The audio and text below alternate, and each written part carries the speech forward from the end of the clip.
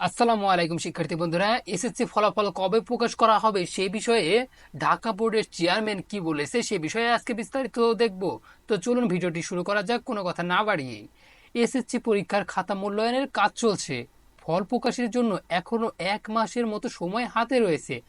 আমরা নির্ধারিত সময়ের মধ্যে ফল প্রকাশের চেষ্টা করছি। মঙ্গলবার 16 এপ্রিল সকালে দ্য ডেইলি ক্যাম্পাসের সাথে আলাপকালে এসব কথা জানিয়েছেন আন্তঃশিক্ষা সমন্বয় বোর্ড সভাপতি এবং ঢাকা শিক্ষা বোর্ডের চেয়ারম্যান অধ্যাপক তপন কুমার সরকার।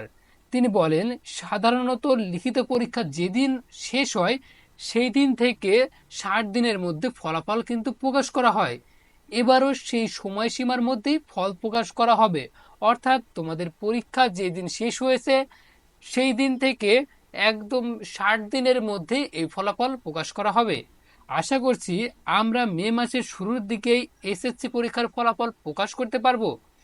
জানা গেছে যে 12 মার্চ এসএসসি ও সমমানের লিখিত পরীক্ষা শেষ হয়েছে।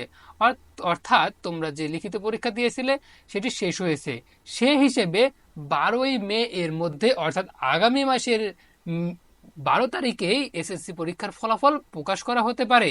তবে এখনো নির্দিষ্ট কোনো তারিখ প্রকাশ করা হয়নি। তবে নাম প্রকাশের অনিচ্ছুক আন্তঃশিক্ষা সমন্বয় বোর্ডের এক সদস্য বলেন, প্রাথমিকভাবে আমরা চিন্তা করছি 9, 10 অথবা 11 মে প্রকাশের সম্ভাবনা রয়েছে।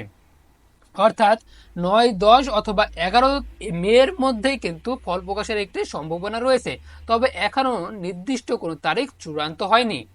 তো এই ছিল এসএসসি পরীক্ষার ফল কবে প্রকাশ করা হবে সে নিয়ে আমাদের কাছে প্রাপ্ত তথ্য।